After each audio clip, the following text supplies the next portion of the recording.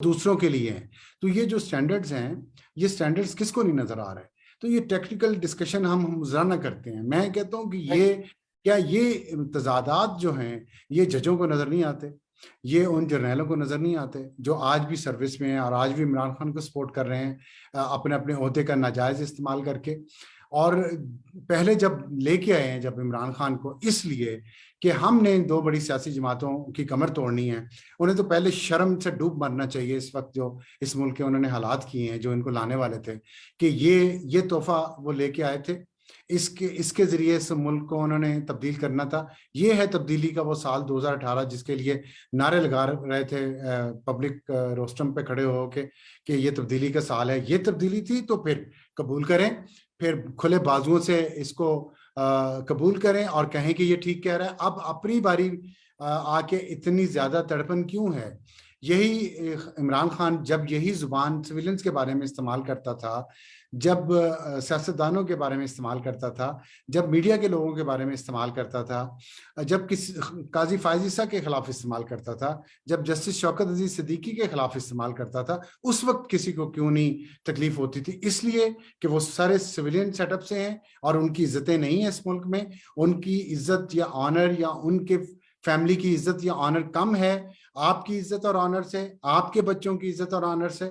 तो अब जब वो जो आग लगा के हमारे घरों को आप लोगों ने ट्रेन करके इसको इमरान खान को और इसके हवारियों को भेजा है, तो आप हमारे घरों को आग लगा के हाथ सेका करते थे सर्दियों की सर्द रातों में और ताने दिया करते थे कि आवारा कुत्ते हैं गलियों में फिरने वाले ये। अब वो आग आपके अपने घर तक पहुंची है और हमने नहीं पहुंचाई, आपके लाडले ने पहुंचाई है। तो अब आपको सारा कुछ नजर आ रहा है। अब आपने टीवी भी बंद कर दिया, अब आपने यूट्यूब भी बंद कर दिया, आपने हर जगह से उसकी आवाज भी बंद कर दी। पहले कानून का निफाज भी नहीं होता था, पहले सब मिलके आप फायज ईसा को गिराने पे तुले हुए थे क्योंकि वो एक आजाद मंच जज था, सब मिलके आप शौकत सिद्दीकी को निकालने पे तुले हुए थे क्योंकि वो अपनी मर्जी के फैसले करता था, सब मिलके नवाज शरीफ को निकालना चाहते थे क्योंकि वो सिविलियन सुपरमेसी की बात करता था, वोट को इज्जत की बात करता था। जो कोई भी इंडिपेंडेंट माइंड के साथ किसी भी सरकारी इदारे में बैठ के या सरकारी पोजीशन में बैठ के या प्राइवेट किसी इदारे में अपना काम करता था, वो आपका दुश्मन था, वो गद्दार था, वो काफिर था। आप एंकर्स के जरिए रोजाना उन पे इल्जामात लगाते थे। आपने 12 साल इस मुल्क के टैक्स देने वाले लोगों के खिलाफ उनके पैसों से मुहिम चलाई, मुनज़्ज़म मुहिम चलाई, आपने मुनज़्ज़म साजिश की, आपने सरकारी ओहदे इस्तेमाल करते हुए, सरकारी पोजीशनें इस्तेमाल करते हुए उसकी प्रोटेक्शन लेके आपने एक मुनज़्ज़म मुहिम चलाई इस मुल्क के तमाम सरकर्दा लोगों के खिलाफ जो किसी भी सूरत में कोई भी काम बेहतर तरीके से करना चाहते थे या कर सकते थे। और जब वो आपने दीवारें गिरा दी तो फिर ये आपके दीवार और इस बुराई के दरमियान कोई फासला नहीं रह गया। तो ये मकाफात अमल है। जब तक आप इसको फिलोसॉफिकल पॉइंट ऑफ व्यू से नहीं सोचेंगे, नहीं देखेंगे, तो रोजाना लड़ते रहें, वो रोजाना बोलता रहेगा, हम रोजाना इस पे डिस्कशंस करते रहेंगे।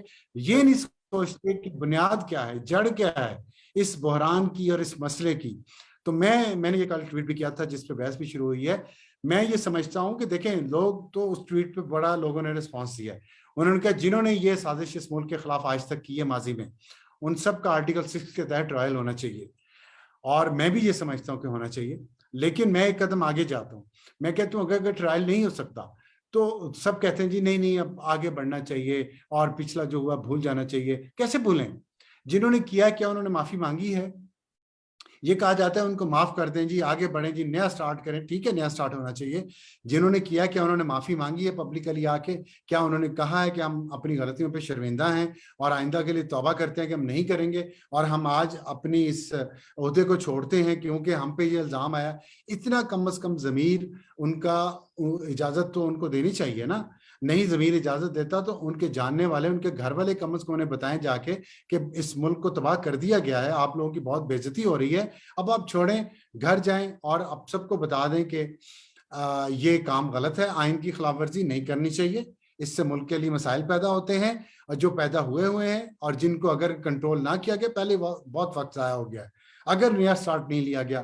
तो मैं तो इससे भी ज्यादा خطرناک اور بری صورتحال دیکھ رہا ہوں اس ملک میں خدا نہ خواستہ، اور نقصان انہی کو پہنچنا ہے جو شرافت سے، جو قانون پسندی سے، جو آئین کی عملداری پہ یقین رکھتے ہیں اس ملک میں، انہی کو نقصان ہونا ہے بعد میں بھی، کیونکہ جنہوں نے کیا ہے، جنہوں نے، عمران خان کے بچوں کو تو کوئی نقصان نہیں پہنچنا، کسی جج یا جنرل کے بچوں کو تو نقصان نہیں پہنچنا، کسی سیاستدان کے بچوں کو تو نقصان نہیں پہنچنا، بچوں کے مستقبل تو ہمارے بچوں کے تباہ ہونے ہیں، نقصان تو خدا نہ خواستہ ہمارے گھروں پہ حملے ہونے ہیں۔ عمران خان کے 300 کنال کے گھر پہ تو حملہ کسی نے نہیں کرنا، اور کرے گا بھی تو وہاں اسلام آباد پولیس خود اس کی حفاظت کر رہی ہے، کے پی پولیس حفاظت کر رہی ہے، گلگت بلتستان کی پولیس حفاظت کر رہی ہے۔ 2 کروڑ روپے بہانہ خرچ ہو رہے ہیں جی بالکل ہو رہے ہیں، لیکن پورے ملک میں آپ آگ لگا رہے ہیں، پورے ملک میں آپ فساد پھیلا رہے ہیں، اور جو جنہوں نے یہ فساد تیار کیا ہے ان کی ترقیاں بھی ہو رہی ہیں، ان کو اچھی پوسٹنگز بھی مل رہی ہیں کہ جاؤ 3 سال لگاؤ، پیسہ کماؤ،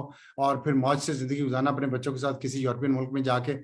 وہ دیکھ لیں، یہ آپ کے آج بھی یہ آپ کے اتنے سنگ دل ہیں یہ لوگ کہ آج اس ملک کی حالت دیکھ کے بھی وہ اپنا مال بنانے پہ لگے ہوئے ہیں، اپنی ترقیوں کے پیچھے لگے ہوئے ہیں، اپنی فیوچر پلاننگ ہو رہی ہے، اس ملک کی کوئی فیوچر پلاننگ نہیں ہو رہی، اور یہی چیز جو ہے یہ دل کو دکھاتی ہے۔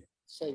نادیہ، اس سے پہلے کہ ہم سوئچ کریں جو اور ٹاپکس ہیں، میں آپ سے یہ پوچھنا چاہ رہا ہوں کہ خان صاحب کے جلسے تو ختم نہیں ہو رہے، چاہے وہ لائیو براڈ کاسٹ ہوں نہ ہوں، یوٹیوب کھلا ہو بند ہو، ٹویٹر پہ چلے، فیس بک پہ چلے، ریکارڈڈ چلے، بعد میں چلے۔ میں تھوڑی دیر پہلے ARY پہ دیکھ رہا تھا، وہ ریکارڈڈ لگا کے انہوں نے کافی اس کی اسپیچ چلائی، لیکن وہ ان جلسوں سے کیا حاصل کریں گے؟ مطلب وہ آج بھی وہ پشاور میں انہوں نے کہا کہ میں آپ کو کال دوں گا، آپ نے آنا ہے، کیا وہ ایک بار پھر اور وہ 25 میں کریں گے؟ کیا جو صوبائی حکومتیں ہیں پنجاب کی، خیبر پختونخوا کی، استعمال ہوں گی اسلام آباد پہ یلغار کے لیے؟ آپ کو کیا نظر آتا ہے؟ دیکھیں، عمران خان صاحب جو جلسے اور جلوس کر رہے ہیں وہ اپنی جس طرح سے افسار صاحب کہہ رہے ہیں نا کہ جہاں سے غلطی کا آغاز ہوا ہے، کیا انہوں نے معافی مانگی ہے جو اس ملک کے ساتھ ہوتا ہے؟ تو وہ بار بار للکار رہے ہیں، وہ کہہ رہے ہیں there is no stop، میں مقبول ہوں، اور ہر جلسے میں یہ بتا رہا ہوں کہ میرے ساتھ بہت بڑی تعداد میں لوگ آتے جا رہے ہیں، شامل ہوتے جا رہے ہیں، اب آپ بتائیں کہ آپ کیا کریں گے۔